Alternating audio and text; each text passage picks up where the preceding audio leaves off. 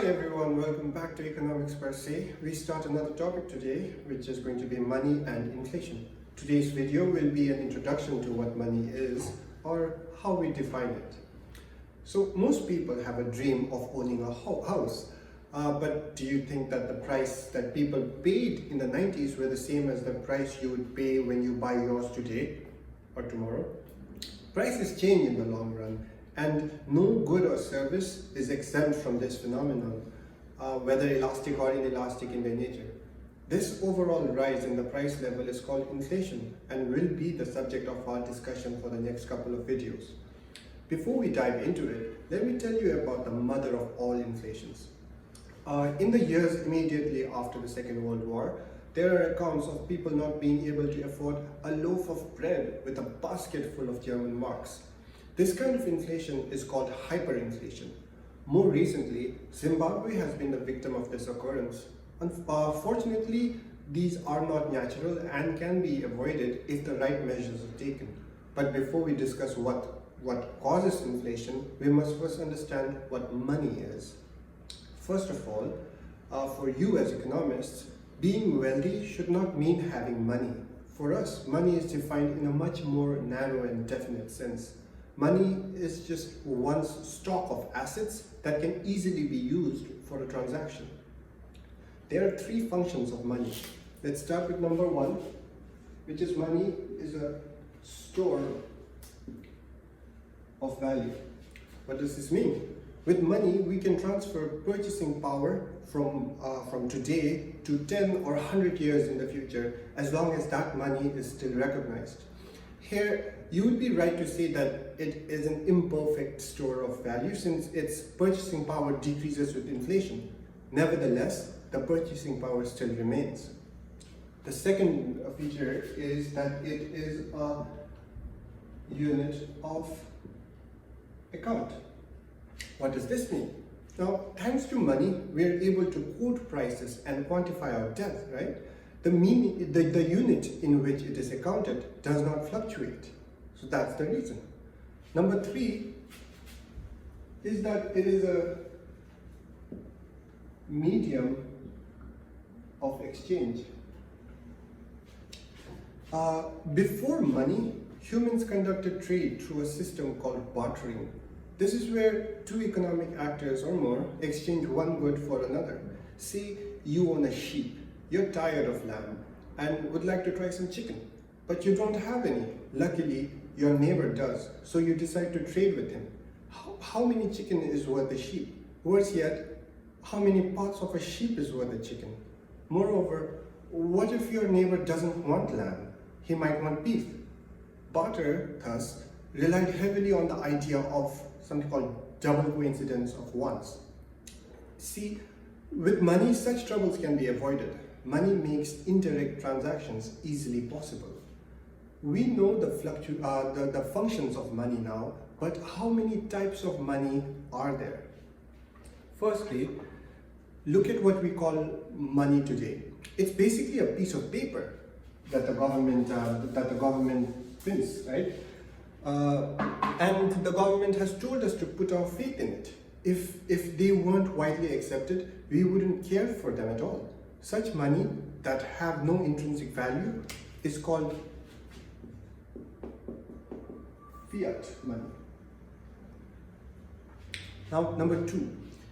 In one of the Microeconomics videos, Philip talked about prisoners using cigarettes as money. That is an example of commodity money.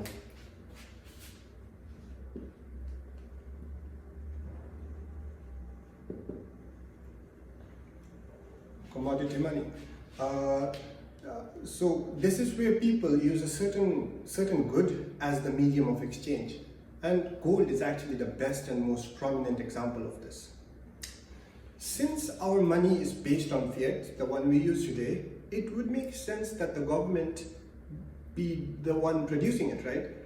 Print too much and we'll not be able to buy a pack of gum with $100. Stop printing and people will start killing each other for it. But exactly how does the government control the quantity of money in the economy? Well, the quantity of money available in the economy is called the money supply. And just like we discussed how government expenses and taxation were under government control through something called fiscal policy, the government also controls the money supply through something called monetary policy. In Canada and most countries around the world, monetary policy is delegated to a quasi-governmental institution called the central bank, like the Bank of Canada here. The primary way in which the central bank controls the supply of money is through something called open market operations, which is basically the purchase and sale of government bonds. When the central bank wants to increase the money supply, it uses the money it has to buy government bonds, and the public thereby injecting money into the economy. On the other hand, when the central bank wants to decrease the money supply, it sells government bonds, taking money out of the economy. Now, how is the quantity of money measured? Since money is the stock of assets used for transactions, the quantity of money is the quantity of those assets. The most obvious asset to include is currency. Most everyday transactions are done with currency. Another type of money are demand deposits. These are just funds people hold in their checking accounts. When most people accept checks, assets in checking accounts are almost as convenient as currency. With that, many other assets can logically be included in the quantity of money measured. Assets in saving accounts, money market mutual funds can all be relatively easily used for transactions, so should be included in the quantity of money.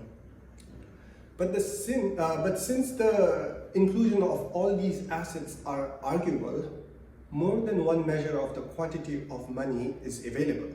The measures of money are, first of all, C, which is basically currency.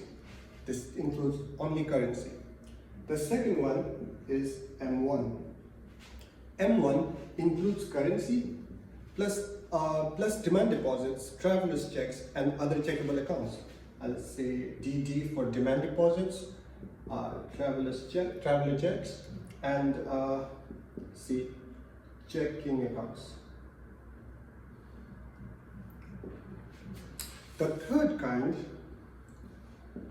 is the M2, and this includes C and M1. Well, C is in M1, so let's just say it includes M1 plus the money market mutual funds. Money market mutual funds plus the savings deposits, so the saving account, and other small time deposits.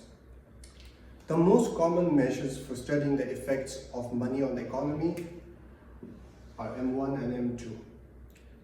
Now, in this video, I just wanted to talk about the concept of money as economists view it. In order to prepare ourselves for what is ahead, we must actually understand everything, how to measure it, what it's called, what the functions are. In the next video, we'll discuss the quantity theory of money, the idea of the velocity of money. Get ready for some math and a lot of graphs in the next video. As always, like and subscribe. I'll see you then.